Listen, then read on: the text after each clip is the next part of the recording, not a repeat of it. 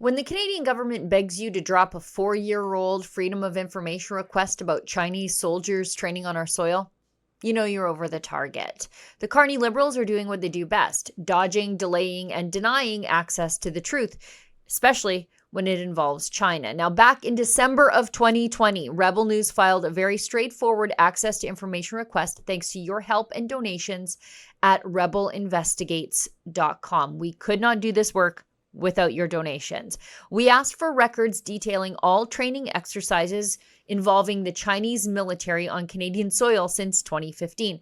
That includes how many PLA personnel were here, what they did, where they stayed, and how much it costs. Oh, and what ranks they held. And what did we get 4.5 years later?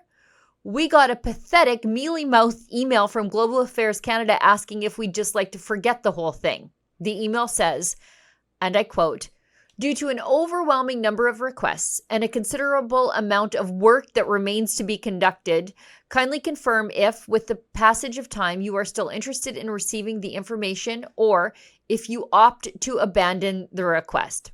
Translation: we hope you've forgotten what you asked for because we sure as hell haven't prepared an answer for you. They also added, should we not receive a response by May 27, it will be our understanding that you are no longer interested in pursuing the request and that we may close the file, which will reduce our backlog.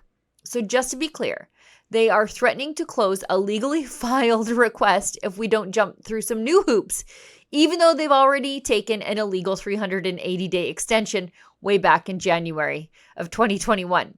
Let me be blunt. This delay is unlawful. Access to information has legislated deadlines for a reason. They're not suggestions. This isn't optional. It's the law, and Global Affairs has broken it. But there's also a real other issue. We already know the PLA was here. That's the People's Liberation Army of China. Why? Because the evidence is buried on the back page of a federal government website. In a 2021 Department of National Defense briefing note, it confirms that in January 2018, Canada sent a delegation to China to observe PLA winter warfare training. And in February 2018, the PLA sent a delegation to Canada to observe our troops' cold weather survival training. It happened, it's documented, it's real. So what exactly is Global Affairs trying to hide from us? Maybe it's the same thing they tried to ignore in the Paul Chang scandal. You know, the Liberal MP who was caught on camera discussing helping the Chinese Communist Party collect $1 million bounty on a conservative candidate, Joe Tay. The Chinese media knows him. He was in the media business in Hong Kong, and here in Canada, he's a radio host, or I don't know, for Singtel Media or Fairchild, he was a media person. So that's all he did all his life. But also right now, he is wanted by the Chinese government, and there's a $1 million reward on his head. So they want, if you guys want to pick him up and take him to the Chinese consulate, you make him $1 million. I'm just joking. But there is a arrest warrant out for him from the government of China, and there is a reward for him. But apart from that, I can't say more than that right now. Chang stepped aside, but the Liberals replaced him with another Chinese spy cop, Peter Yuan, a man with his own ties to Beijing-linked community influence groups. That's not a bug in the system. That is the whole system. And this isn't ancient history either. It's ongoing to this day. Canadians still don't know the names of the MPs and parliamentarians who allegedly collaborated with foreign regimes during the 2019 and 2021 elections, and none of the recommendations from the Foreign Interference Commission were implemented before the last federal election. That I will not be publicly identifying parliamentarians whom in SICA suspect of having participated in foreign interference activities or of having acted wittingly or unwittingly as agents of foreign state. Canada is a state governed by the rule of law, which recognizes and protects the fundamental rights of every individual, including the right to fully defend oneself against charges and accusation.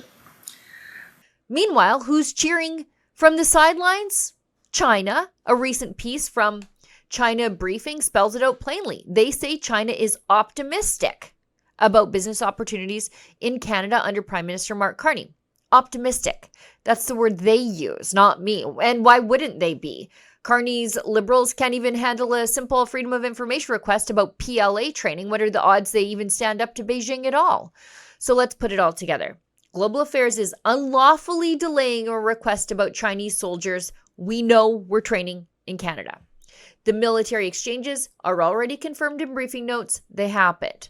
The Liberal Party knowingly fielded candidates tied to transnational repression, specifically from China. The names of compromised parliamentarians, still secret years later, and none of the so-called foreign interference reforms were put into place before the last election. All while China gloats publicly about its improving prospects under a continued Liberal government. This isn't incompetence, it's complicity. And now they're trying to quietly close our file, pretend the public doesn't care anymore. Not a chance. We're not abandoning this request. We're not moving on. In fact, every time they stall, we're digging harder. Because if the Liberals are this desperate to keep something buried, then Canadians deserve to know exactly what they're hiding. And we're just getting started. For Rebel News, I'm Sheila Gunn-Reid.